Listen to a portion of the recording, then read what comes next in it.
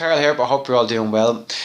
So I was talking to someone quite recently who is a bad worrier. They've always worried all their life, and whenever I meet someone who worries, I always try to challenge them a little bit, let them know that there is techniques and tools available to help you to really work with worry and reduce its impact on your life. But very often I get the same response from people, and it's this that I've always worried. I've always been this way. I'll always be this way. There's nothing I can do about it. I've tried, but there's nothing I can do, and they just give up. The term for that is learned helplessness, and it is a lack of hope and a lack of optimism about being able to implement change in your life. And what influences that is generally past experiences. If you have lived life where worry has been a chronic problem and you were never taught how to deal with it adequately, then it will be a big part of your personality. It'll be a part of your belief system, and you'll probably start to label yourself as a worrier. And I think personalizing our own behaviors and our own weaknesses is a big problem as well. We start to beat ourselves up for being worriers, and that only disempowers our ability to make change.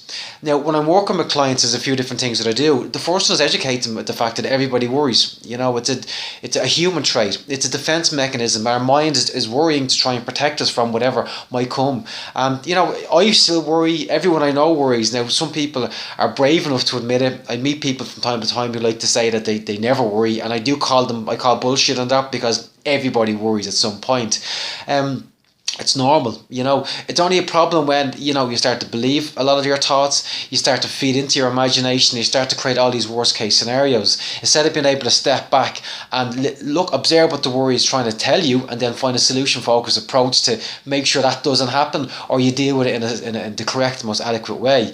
But a lot of it comes down to ownership as well, and understanding that your mind does belong to you, even though it has unconscious thoughts that you didn't particularly choose to think. I mean, no one necessarily chooses to worry, but you do have conscious choice as regards what you do with those worries.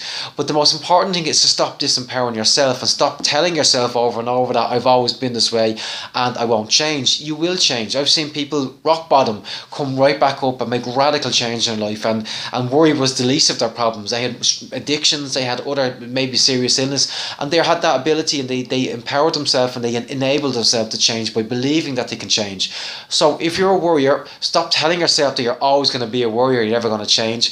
Be open to change, and stop blaming yourself as a worrier, because just accept that it is part of human life and we're all going to be prone to it from time to time, but there is tools and techniques available to limit it. And I'll link to a video I've done a previous video about worry, but the biggest thing is to reduce learned helplessness. You're not helpless in any aspect of life. You always have choices, and especially now it's 2017, it's a new year, there's always opportunities for change and growth, and this is a good time, and embrace that and use 2017 as a platform to actually make change in life and maybe reduce worry out of your life.